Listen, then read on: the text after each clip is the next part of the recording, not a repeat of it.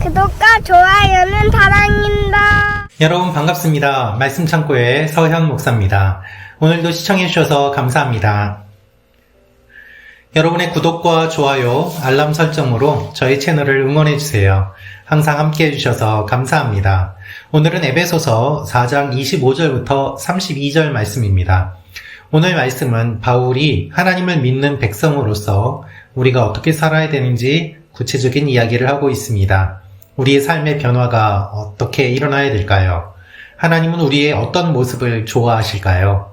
그 말씀을 통하여서 우리의 모습을 함께 돌아보기를 원합니다. 에베소서 4장 25절부터 말씀입니다. 그러므로 여러분은 거짓을 버리고 각자 자기 이웃과 더불어 진실을 말하십시오. 왜냐하면 우리가 서로 한 몸의 지체들이기 때문입니다. 화를 내어도 죄를 짓지 마십시오. 해가 지도록 화를 품지 말며 마귀에게 틈을 주지 마십시오. 도둑질하는 사람은 더 이상 도둑질하지 말고 도리어 가난한 사람에게 나눠줄 것이 있도록 자기 손으로 선한 일을 해 수고의 땀을 흘리십시오. 더러운 말은 어떠한 것도 여러분의 입 밖에 내지 말고 오직 성도를 세워주는 데 필요한 대로 선한 말을 해서 듣는 사람들에게 은혜를 끼치도록 하십시오. 또 하나님의 성령을 슬프게 하지 마십시오. 여러분은 성령 안에서 구속의 날까지 인치심을 받았습니다. 모든 악독과 분노와 화내는 것과 고함치는 것과 비방하는 것을 모든 악의와 함께 내버리십시오. 서로 친절하고 인자하며 하나님이 그리스도 안에서 여러분을 용서하신 것처럼 서로 용서하십시오. 아멘. 여러분, 오늘 바울은 우리가 어떻게 살아야 되는지를 이야기하고 있습니다. 구체적으로 어떠한 이야기를 하고 있을까요? 먼저 25절 말씀을 보면 거짓을 버리라고 이야기하고 있습니다.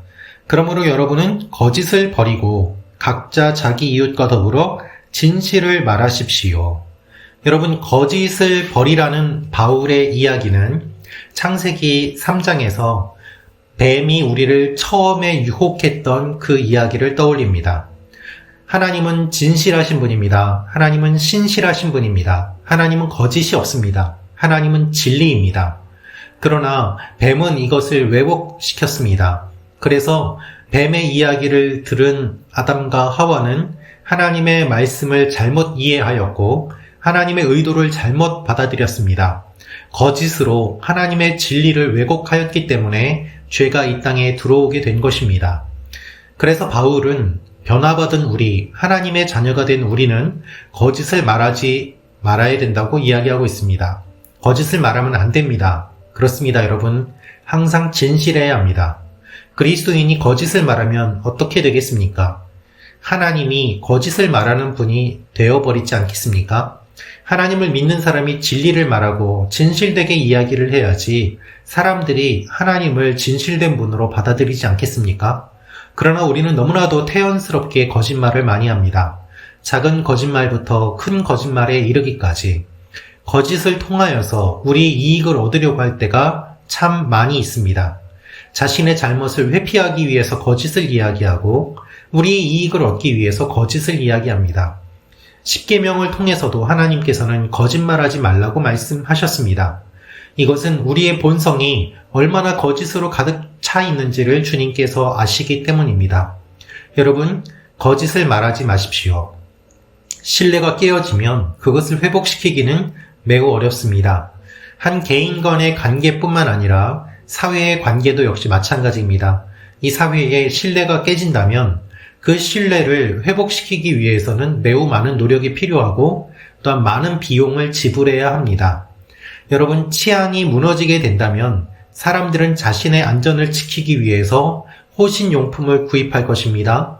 또한 개인 경호원을 고용할 수도 있습니다. 자기 집의 담장을 높일 수도 있습니다. 그렇게 사용되는 돈이 얼마나 많겠습니까? 쓸데없이 지출되는 돈이 너무나도 많아지게 되는 것이죠. 돈뿐만 아니라 감정적으로도 사람을 의심하고 경계하고 믿지 못하게 되면 많은 문제가 일어나는 것을 우리는 보게 됩니다.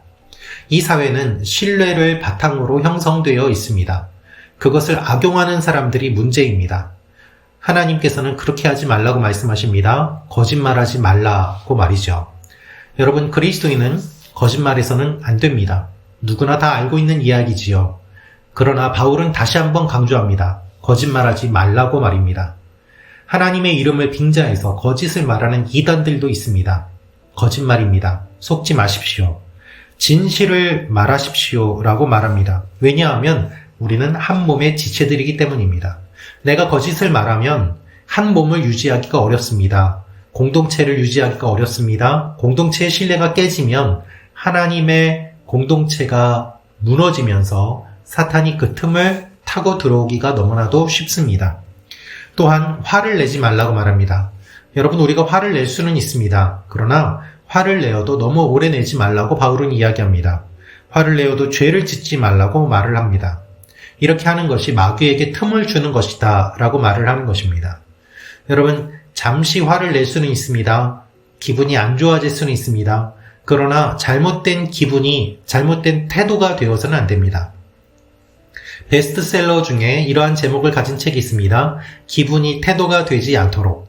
네, 이 말에 매우 동감합니다. 여러분, 우리는 감정을 태도로 드러낼 때가 너무나도 많이 있습니다. 그래서 잘못된 감정을 잘못된 태도로, 그 태도가 다른 사람에게 또 다른 잘못된 감정을 불어일으키는 그와 같은 일들이 참 많이 일어나는 것이죠. 하나님은 그것을 경계하고 계십니다. 마귀에게 틈을 주지 말라고 말이죠. 또한 구체적으로 삶의 변화를 바울은 요구하고 있습니다. 도둑질했던 사람은 예수 믿고 나면 도둑질해서는 안 됩니다. 간음했던 사람은 예수 믿고 나서는 간음하면 안 됩니다. 여러분, 술 마시는 사람이 예수 믿을 수 있습니까? 예, 예수 믿을 수 있습니다. 간음한 사람이 예수 믿을 수 있습니까? 예, 예수 믿을 수 있습니다. 그러나 예수 믿고 난 다음에는 그의 삶이 변해야 됩니다. 술을 끊고, 간음하지 않고, 잘못된 것을 돌이키고 변화되는 삶을 사는 것. 그것이 하나님께서 우리에게 원하시는 삶인 것입니다.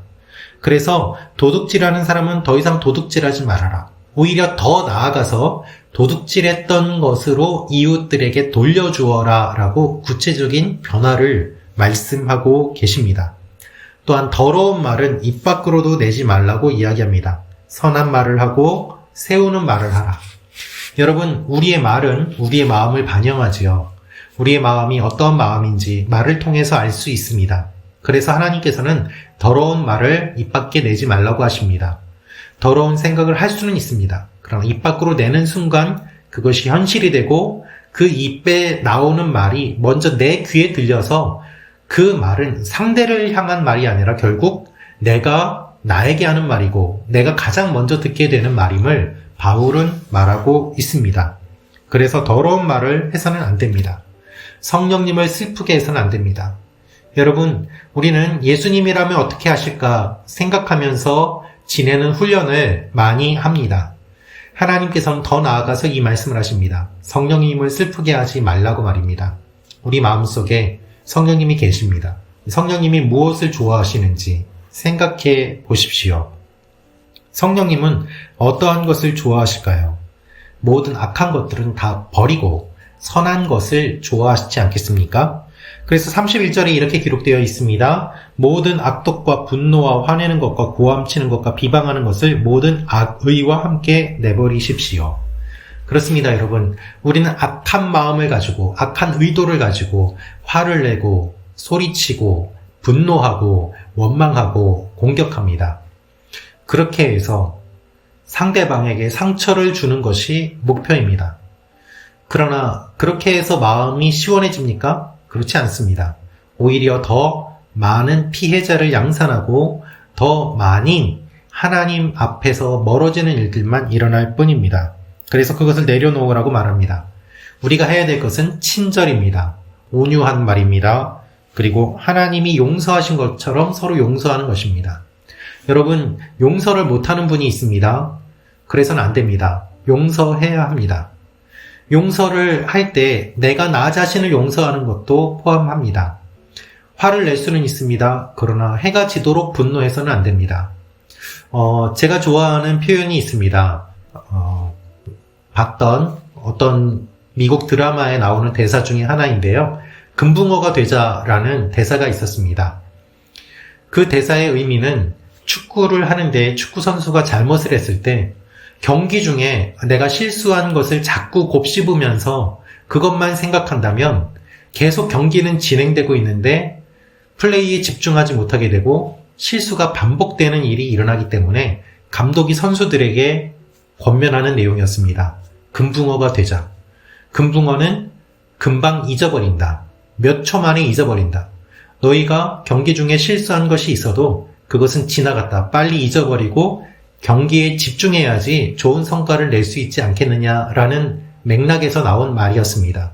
저는 그 대사가 참 마음에 들었습니다. 금붕어가 되자라고 말이죠. 그래서 저에게도 자주 그런 이야기를 하고 또 저희 아들에게도 그런 이야기를 합니다. 화를 낼 수는 있지만 금붕어가 되자.